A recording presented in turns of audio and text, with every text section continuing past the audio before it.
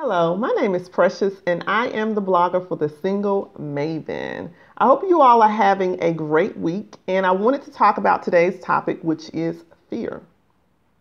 So this topic is going to be covered in my soon to release book, The Sweetest Transition Lessons in Life, Love, and Self-Discovery. And I'm super excited to be a part of this journey and towards being an author and entering the world of publication. So I wanted to take a moment to talk about this topic because it is in the book, but also because this is something that I have encountered and I'm still encountering as I transition into the process of publication and also with a lot of different things in my life that are going on at this moment. The main idea that I have here is fear makes you a slave. Remember to walk in power and love instead of fear. And that comes directly from a scripture we're going to talk about. We have two. Today, we're going to talk about 2 Timothy 1:7 and Romans 8:15. So the first thing I want to look at is the question of what makes us fearful. And I think that fear is something that plays a huge part in many people's lives today because there are a lot of different things that we're trying to juggle. It could be your finances, your job, your career, if you're trying to purchase a home, start a family, start a business, anything that you are in the process of trying to attain, or just in general, you're trying to move through the process of something you've started to move toward progression. And it could be any type of goal that you have. It could be a weight loss goal. It could be a goal to save a certain amount of money to purchase something. But how are we fearful? Now, I do believe this is true that we generally fear things that we cannot control. So if you have an aspect of your life that you can't control the outcome or you can't see what the next step may be or how you're going to proceed after, the next month or so, if you're not able to control how the outcome of that particular situation takes place, then you're going to fear the unknown. But we don't have to fear anything as we have the ability to be empowered by the provision provided to us in the scripture. And I'm going to talk about a couple of scriptures, and I think these scriptures will be very helpful to you, and they're helpful to me. There are many scriptures that you could probably add to your list of affirming scriptures, but I think 2 Timothy 1:7 and Romans 8:15 is a great place to start. So I want to talk about how we have more power than we often exhibit or realize, and we need to take part in that power and not become a slave to the fear that often illuminates in our minds. So a lot of times we think that because we can't control the outcome of we don't know specifically what's going to happen, that we have no power. You have an amount of power within you, within your thoughts and within your actions that you don't necessarily utilize on a regular basis. And if anything, you have the power to overcome the thinking process, those ruminating thoughts that may go back and forth in your mind, asking questions about, what's going to happen at this point? Well, should I do this? Should I do that? Well, if I don't do that, will this happen?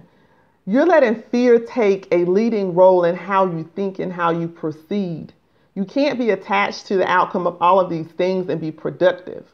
So I think that in order to become more powerful, we have to realize that fear can take a leading role in our thinking process and take over that thought with a scripture, a word of affirmation, something powerful to say that, you're not going to be bound by these thoughts and feelings of being a failure or this thing not necessarily taking place the way you would have it to be.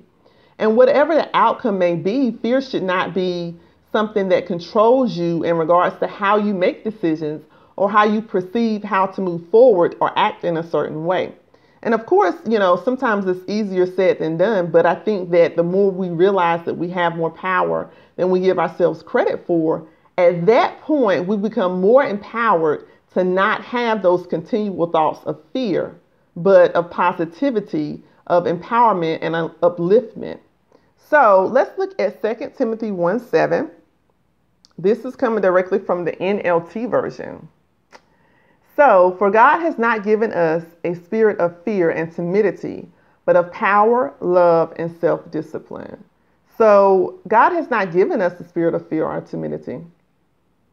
So, fear doesn't come from God. That's something that we have to realize when we have a lot of fearful thoughts, that this fear is not coming from God because this says directly, He's given us power, love, and self-discipline. So we have the ability to discipline ourselves in our thinking process. And this verse tells me that I have the power and self-discipline to overcome those feelings that try to master me when I get anxious or when I'm overwhelmed by the fact that I don't know specifically how this is going to take place in the future. But in the present moment, I have the power and self-discipline to look at this situation from a lens of faith and not fear. Romans 8:15 says, "So you have not received a spirit that makes you fearful slaves. Instead, you received God's Spirit when He adopted you as His own children. Now we call Him Abba, Father." So this tells me directly that you have to remember to take part in the power that you have, not become a slave to the fear that often illuminates in your mind, and also that you can empower yourself by continually reading the Word, meditating on it, but I think also looking at ways that you can kind of break the cycle of fearful thoughts when they begin to take place.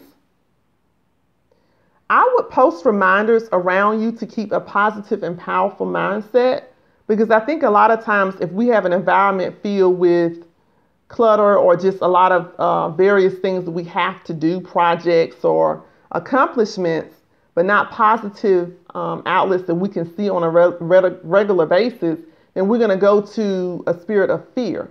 But I think that we have to break that pattern and look at it in such a way that it's not going to become a regular occurrence on a day-to-day basis that we're bound by fear.